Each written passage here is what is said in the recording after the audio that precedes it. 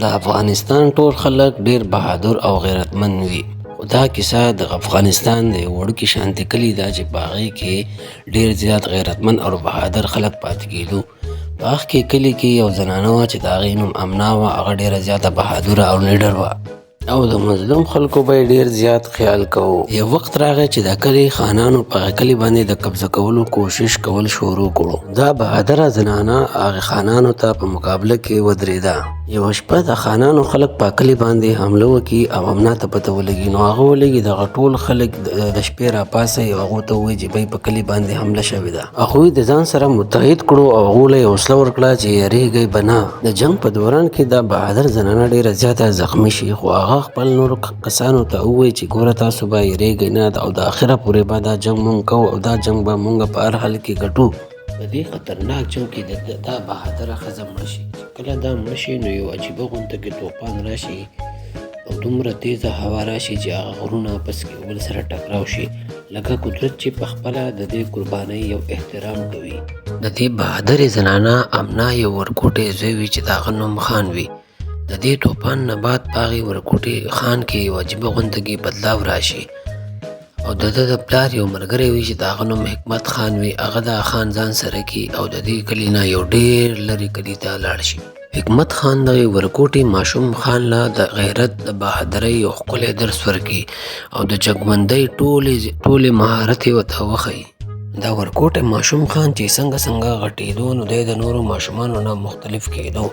نو یو ورځ دی په یو غر باندې خیږي نو دی محسوس کړي چې ډیره تیزه هوا چلیږي او دی محسوس کړي چې دا هوا د ده په اشارو باندې چلیږي. نو دا خان ولګي د لاس اوچت کړي. چې دی لاس اوچت کړي دی وګوري چې هوا د ده د لاس په رخ باندې چلیږي او چې کله دی خپل لاس بند کړي موټی کړي نو د هوا एकदम تیزه شي. نو دا خان دا محسوس کړي چې د هوا د ده په اشارو باندې چلیږي. چې څنګه دا خان غټیږي د دې سره د ده په طاقت کې یو ډیره زیاته اضافه کیږي او د اضافې سره د ده په جسم کې هم یو بدلون راشي چې دی محسوس کړي چې زما جسم ډیر طاقتور دی. او چې کله هوا چلیږي نو دی په خپل سکونو باندې غټي هم ماتولی شي. او چې کله دی منډې وهي نو ده ته داسې محسوس کیږي چې دا ځمکه هم د ده سره منډې وهي. چې کله دا خان ښه ښکلی ځوان شي نو ده ته د خپل د مور باره کې د ټول حقیقت پته ولګي او د دې خان په زړه کې یو عجیبه غونته کې اور بل شي او دی محسوس کړي چې دی د یو عام ماشوم په شانتي یا د یو عام سړي په شانتي نه دی پیدا شوی، بلکې د ده یو مقصد دی. دی به د تقدیر فیصله کوي او د مظلومونو به ډیره زیاته مرسته کوي. نو دی وایي چې زه شیر خان یم، یعنی کې د شیر طاقت او د خان مطلب چې د طوفانونو تباهي. دا شیر خان د غرونو نه راوځي او د غریبو خلکو مرسته شروع کړي. چې کم ظالمان به په مظلومو باندې ظلم کوو نو دی به هغو ته ودرېدو او د خپل طاقت مظاهره به ورته کوله. په دې وخت کې په ملک کې یو عجیبه افراتفري پیدا شوې وه چې کم د وخت خانانو هغه به په خپل رعا باندې ډېر ظلم کوو او چې کم به جنګونه والا وو هغو به په غریبانو خلکو باندې ډېر زیات ظلم کوو. نو شیر خان قسم وخوري چې زه به د دې ظالمانو سرونه کټ کوم. د ده چې پهله مقابله راشي نو دا د هغې وخت خان یې ده چې د هغه نوم جلال خان وي.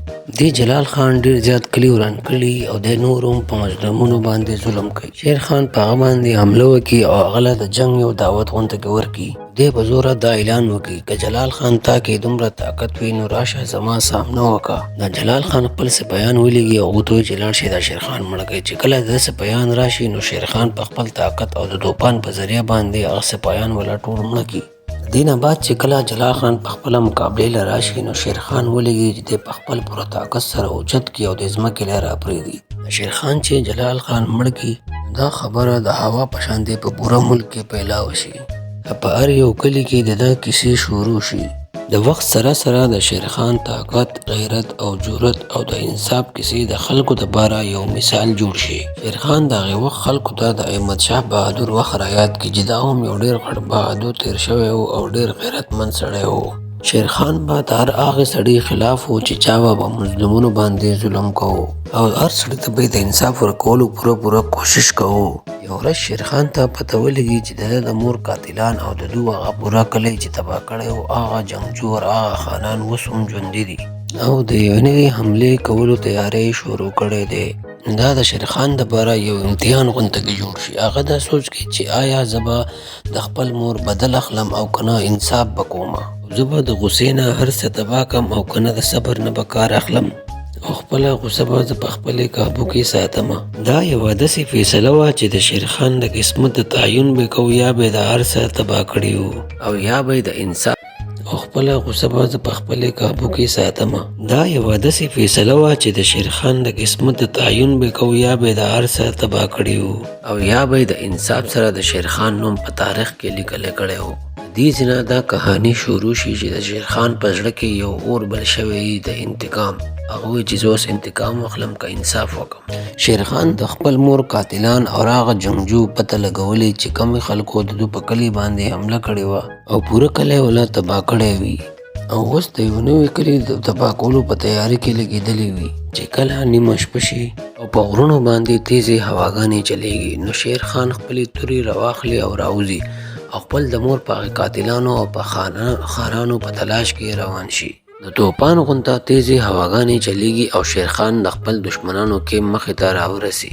د هغې شپې په تیاره کې ته ښکاري چې هغې جنګجو په خپل خیمو کې اور لګولی او د دوی چې کم سرداري میرزا خان هغه په خیمې کې د خپلې جنګجو سره جشن مناولو کې مصروفه وي. شیرخان په دماغ کې دا خبره راشي چې دغه ټیم مې د خپل د مور د قاتلانو بدله واخلم. بل طرف ته دا خبره را یاد شي چې کومه د حکمت خان په وړکیالۍ کې کړې وه. ستا مور به وي چې اصل بهادر هغه سړی وي چې کم سړی انصاف قایم کړي. هغه اصل بهادر نه وي چې کم سړی بدله واخلي. شیرخان په زړه کې یو اور غونته کې بل شي او هغه ته پته وي چې زه په لږ ساعت کې د خپل دشمنان په یو بل راچوم او خپل د مور بدل به ترې واخلم. سوچ کوي چې آیا دا به صحیح وي او که نه دی یو اوږده ساه واخلي او خپل د دشمنانو کیم طرف ته روان شي. کله شیرخان کیم خواته ورسي نو په اور کې د ده سوری راښکاره شي نو د ده چې کوم دشمنان وي هغه ټول خپلې تورې راواخلي او ده پسې راپاسي. میرزا خان د خپل ځای نه راپاسي او پوښتنه وکړي چې ته څوک یې؟ شیرخان ورته وایي زه هغه یم چې ستا د ظلم د وجې پیدا شوی یم او د شیرخان مخ د غصې د وجې سور شي. میرزا خان په زوره باندې وخاندي او یو بل بهادر خپل د مرګ خواته ځان راوستی دی. بس شیرخان ولګي خپل سوک جوړ کړي او ځمکې لا په زوره راپرېږدي. د ده سوک د لاسه د شګو یو توپان راچوت شي او هر څه پکې ړانده شي. د میرزا خان ټولې خیمې پړکېدو شي او ټول اور په خیمو کې ټول اخوا دېخوا شي. میرزا خان ټول جنګجو ویرېږي او په سترګو کې یره راشي. یو جنګجو راپاسي وایي دا خو انسان نه دی بلکې د انسان په شکل کې خدا یو طوفان غوندې کې ماته راښکاري. میرزا خان خپله تور راواخلي او د شیرخان طرف ته رامنډه کړي. شیرخان خپلې د لاسونو په ذریعه باندې هوا کابو کړي. د هغې هوا په ذریعه باندې میرزا خان اخوا غذار کړي. د ده په زړه کې دا خبره راشي چې دغه ټیم دی دا میرزا خان مړ کړمه. خو په دې ټیم باندې شیرخان خپله غصه په خپل قابو کې راولي او شیرخان میرزا خان د ځمکې نه راوچت کړي او دا خبره ورته وکړي زه هم ستا سره هغه کار کولی شم کوم چې د مظلومانو سره کوې خو زه تا ته سره یم تا ژوندی پاتې کوم چې تا ته د دې خبرې احساس وشي چې په انصاف او په انتقام کې څه فرق وي. شیرخان میرزا خان د وخت د حکومت قانون ته حواله کړي چې دی د خپلې د ټولو ګناهونو سزا ته میلاو شي او په بله ورځ چې د سهار نور ولګي د کلي ټول خلک راپاسي هغه وګوري چې هغه ظالم خانان قانون ته په حواله شوي. خان هغه کلي له د یو خیر او د انصاف یو ذریعه جوړه شوي. شیرخان اوس صرف یو نوم نه وي بلکې د هغې وخت خلکو له د انصاف یو امید جوړ شي. یو داسې امید چې هغه د هوا یو طوفان او د شعر یو داسې غوسه وي چې د هر یو ظالم مخې ته ولاړ وي. دا کیسه په دې ځای نه ختمیږي بلکې دا کیسه د دې ځای نه شروع کیږي چې کله هم ظالمان په مظلومونو باندې ظلم ډیر زیات کړي په هر هغه وخت کې به یو داسې شیرخان راځي چې هغه به د دې ظالمانو خاتمه کوي او د مظلومونو دپاره به د انصاف یو امید جوړیږي. ډیره مننه.